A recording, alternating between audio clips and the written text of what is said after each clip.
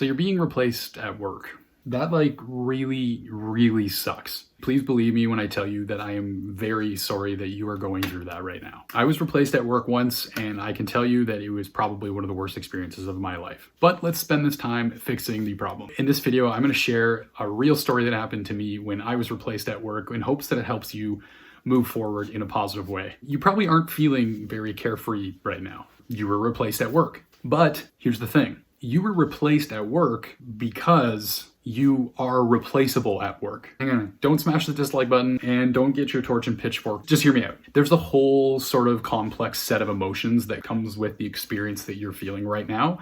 I remember handling it very poorly myself, and I can't really sit here and make all that go away for you. Those are just raw emotions that you are going to get past. And I'm hoping that what I share here sort of drives you forward in a positive way to help you overcome a lot of the negativity that you're feeling right now. So let's dig into what I mean when I say you are replaceable at work. The thing is, we do our jobs and we try our best to do them because we are replaceable. When we feel connected to our jobs, we like to think that we're special and that we're not replaceable. A few years ago, I was famous for having this massive ego. I used to tell myself this story that the school I worked for would never survive without me because I was just such an excellent teacher. And then I got replaced. I wasn't let go, but another teacher was hired. And for some complex string of political reasons that were never really made clear to me, that teacher took my very hard-earned and very valued math teaching job away from me, and I was moved to the science department. There were a lot of emotions that came with this, obviously anger, confusion, self-doubt.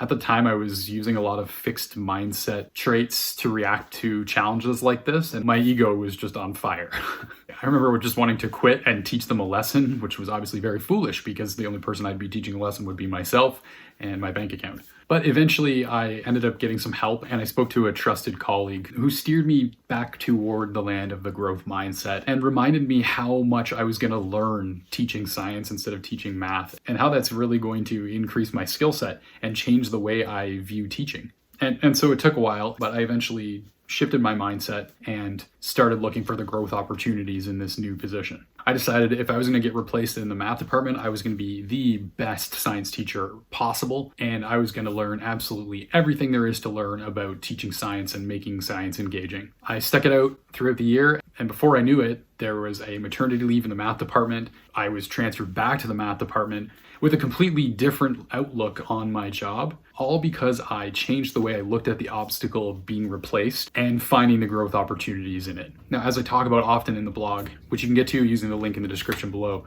I did end up leaving that teaching job, but I did so with this sense of gratitude and appreciation for all that I had learned during my time as both a math and a science teacher. Now, one of the most important things I learned after being replaced is that there's a fine balance you have to find in your job between just simply doing your job and working so hard that you're wearing yourself down just to prove that you're worthy of keeping your job. I valued my math teaching job more than anything, and I worked insanely hard to keep it. And in the end, I was replaced. This taught me a lot about business and politics, and it came at a time where I was pretty young in my career. So it was an eye-opener for sure. But you need to remember that anybody can be replaced because we are replaceable. If the business we work for decides that there's a better opportunity, depending on the values of the business, you might get replaced. If you choose to leave your job and pursue other work, you will be replaced. When I eventually left my teaching job, they replaced me, and the school is still running. The biggest obstacle you need to overcome when you're being replaced is your own ego. It's hard to set aside all of the emotions that you're feeling and look for the opportunities in the setback. This can be really hard if you were let go. There might not be an opportunity for redemption to get your position back, but that's okay. You can apply the same principles that I just talked about to find other work. Take the parts of your job that you really enjoyed,